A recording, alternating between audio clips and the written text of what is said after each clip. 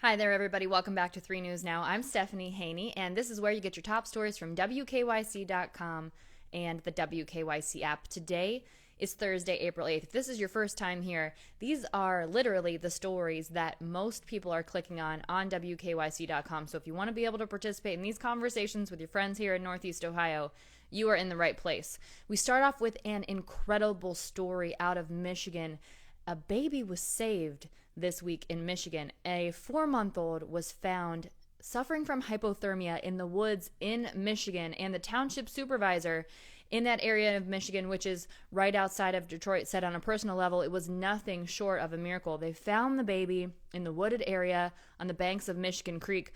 What happened was there were 911 calls that were coming into the Oakland County, Michigan dispatcher. It was about a woman who they said was hiding in the bushes and ringing doorbells, and people said the woman appeared to be very distraught and believed that someone was chasing her with guns. And when deputies arrived, they found the woman. She actually had another child with her, and then they noticed burrs on her pants as if she had been in the woods. That's when they realized the 4-month-old was missing, and then within 30 minutes, they found that baby and discovered that baby, and now the baby is in stable condition right now. Absolutely incredible story. You can see more on that on WKYC.com. Also, speaking of Michigan, a Michigan man has been arrested after allegedly claiming to have a bomb in the trailer of his truck at the Perry Nuclear Power Plant. The suspect is Michael Fogelsong from Adrian, Michigan. He was booked into Lake County Jail on charges of making false alarms, which is a third-degree felony, and aggravated trespass, which is a first-degree misdemeanor, and additional charges may also be involved. But according to a press release from the Lake County Sheriff's Office, he drove up in a pickup truck, pulled an enclosed trailer behind him, and then told security that there was a bomb in the trailer. However, neither the truck nor the trailer had anything dangerous, no dangerous materials inside after a detailed inspection from the Lake County Bond Squad. So not turning out to be a dangerous situation there, but definitely a very scary situation. Now let's turn our attention to what's happening in Minneapolis. Today is day 9 of Derek Chauvin's murder trial, and today the jury saw a breathing expert testify that George Floyd died from low levels of oxygen caused by the position that he was put in, the handcuffs, and Chauvin's knee on his neck. This is the first medical expert that we've seen testify, and he testified for hours today. Now, this is important because the defense has been expected to make the underlying conditions that George Floyd is said to have a major part of the defense, trying to argue that he died for other reasons beyond the way he was restrained by Derek Chauvin. But Dr. Martin Tobin, who is a renowned expert on the lungs and breathing, said that a healthy person subjected to what George Floyd was subjected to would have died as a result. Now, as a reminder, Derek Chauvin is charged with second-degree murder, second-degree manslaughter, and third-degree murder connected to George Floyd's death. Also, a note from yesterday, the defense attorney had introduced a new element to the trial, and he had suggested that George Floyd was on camera saying, "I ate too many drugs," while he was being restrained by the police. And during that course, Special Agent James Ryerson agreed with the defense, but then after a break, the prosecution put Ryerson back on the stand, showed him a longer clip of that video, and after that, Ryerson said in context he actually believes that George Floyd said, "I ain't do no drugs," obviously changing the meaning of those words, according to what Ryerson said when he was brought back to the stand by the prosecution. Now, before the jury came in on Thursday, the prosecution indicated to the judge that they would be calling Hennepin County Medical Examiner Dr. Andrew Baker to the stand on Friday. That's the person who did George Floyd's autopsy. We have much more detailed information on this on WKYC.com. Okay, now let's take a look at the latest COVID-19 numbers. These numbers for the national and the global level come from Johns Hopkins University. Across the world, there have now been a total of 133,389,772 reported COVID-19 cases and 2,892,713 reported COVID-19 deaths. Here in the U.S., where we have 4% of the global population, we lead the cases and the deaths dramatically. We now have 30,949,994 reported cases, so almost 31 million reported cases. and now 559,494 reported deaths. That's about 23.2% of the global cases here in the U.S. That's down a tenth of a percentage point from yesterday, and 19.3% of the global deaths, which is the same as the figure that we saw yesterday. Here in Ohio, our case numbers are moving in the wrong direction. This is from the Ohio Department of Health. In the last day, we've seen 2,742 new reported COVID-19 cases, and each Thursday we get that data for how many cases there are per 100,000 Ohioans. Well, now we're at 183.7. That is definitely going the wrong way. That's a big jump. The last figure that we had was 167. And to get that number down to 50 is what Governor DeWine says we need to do in order to lift the health orders across the state of Ohio. We don't have any updated death information from the Ohio Department of Health today, but we do know there have been 111 people hospitalized in the last day, and right now we have 1,193 people currently in the hospital being treated for COVID here in Ohio. 294 of those people are being treated in the ICU, and we've seen 21 new ICU admissions in the last day. Vaccinations, though, are continuing here in Ohio. More than 20% of our population has completed their vaccine protocol. That's almost 2.4 million people, and that's more than 79,000 people added to that total in the last day. And more than a third of Ohioans have at least started the vaccination process. That's more than 3.9 million people, and almost 83,000 more people have started that process in the last day. Now, here's something everyone is looking for. People want to know where they can find a Johnson & Johnson COVID-19 vaccine in Ohio. Well, one place that you can find it is at the Summit County Fairgrounds mass vaccination site.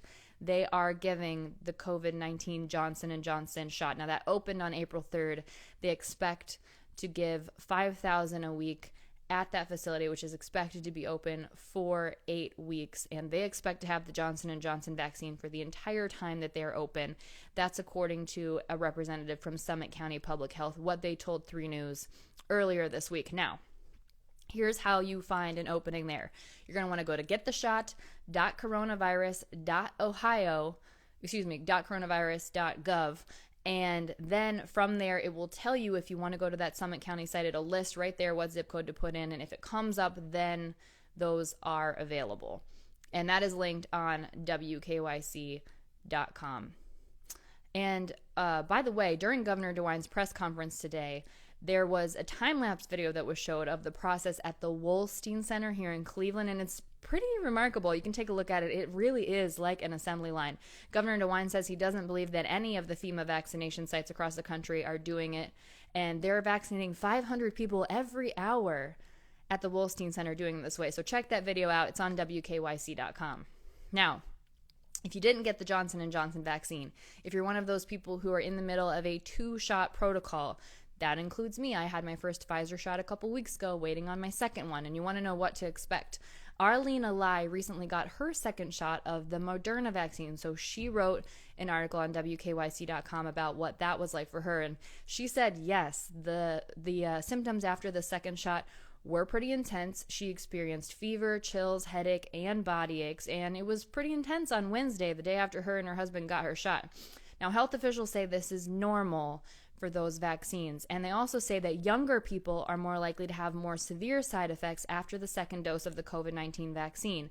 According to a doctor, it's because younger people have a stronger immune response to vaccination, so they have higher antibody levels following immunization, making their immune systems work harder. Also, experts say that women experience the symptoms more severely than men because most likely, doctors say, women tend to produce stronger responses to vaccines. It could be related to hormones.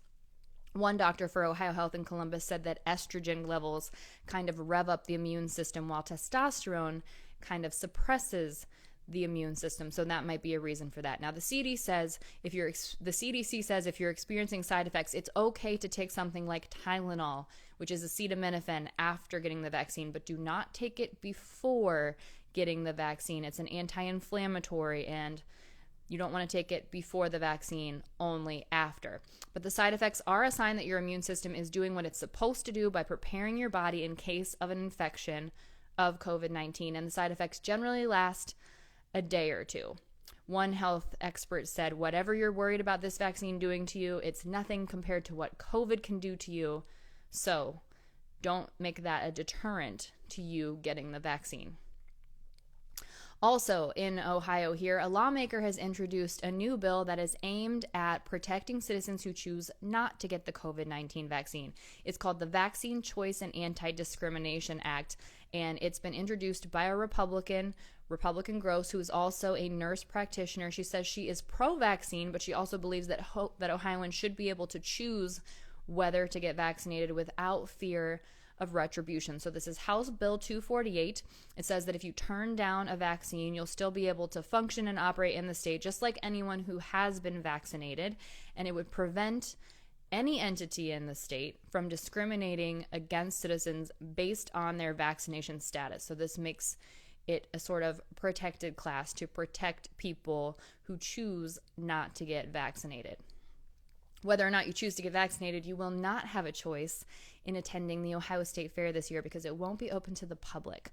The people who put this on, the Ohio Expositions Commission, said that it won't be open to the public. Instead, they're going to focus on competitions in the agricultural space and the educational space. So they'll offer those opportunities to people who are participating in those competitions for the people participating and their family members, but they just don't feel that it's appropriate to open it up to the general public. One, because of financial concerns, because of the limitations they would need to put in place in order to make it safe, but also they say they simply just can't predict what things will be like at the time when the fair would take place. One person said, "I wish we had a crystal ball, what we don't. So the safest decision is to limit to the traditional aspects of the Ohio State Fair, sticking to the roots in agriculture." Now, to look ahead, though, the commission says that they do expect fair rides, concerts, food vendors, and shopping to return in 2022, so you can mark your calendars July 22nd through August 7th for that. Something else you can mark your calendar for, the Rock and Roll Hall of Fame has a new exhibit that they are launching to coincide with the NFL draft coming here to Cleveland, and it's going to be featuring Super Bowl halftime shows to coincide with the 2021 NFL draft. So just some of the shows that will be featured in that exhibit: The Weeknd's mirrored Infinity Room that we all just saw, Bono's flag line jacket from U2's 2002 Super Bowl performance, that turquoise suit worn by Prince in the Purple Rain 2007 performance, and then Katy Perry's beach ball inspired costume and Left Shark, who could forget Left Shark, from her 2015 performance, just to name a few. And you'll also be able to get a behind-the-scenes look at the entire operation, from Lady Gaga and Black Eyed Peas stage models to the Who's lighting grid and stage plans and all of that behind-the-scenes stuff if you're into that sort of technical aspect of things. So this very cool exhibit will be opening on April 23rd, and that will be up through September of this year if you want to check that out at the Rock and Roll Hall of Fame. That's it for your 3 News Now update today for Thursday, April 8th. I'll see you next up on What's New at 5 p.m. with your trending stories in the Clicking in Cleveland segment, and I'll see you back here tomorrow for more 3 News Now. Between now and then, everybody stay safe, be well, enjoy those 80-degree weather temperatures out there too, by the way. And I do believe that one of our meteorologists, Matt Wentz, said yesterday that today is probably a record-breaking temperature day. I know he'll tell us that on What's New at 5 p.m. for sure, but it certainly feels like it. All right, I will see you all back here tomorrow. I'm Stephanie Haney.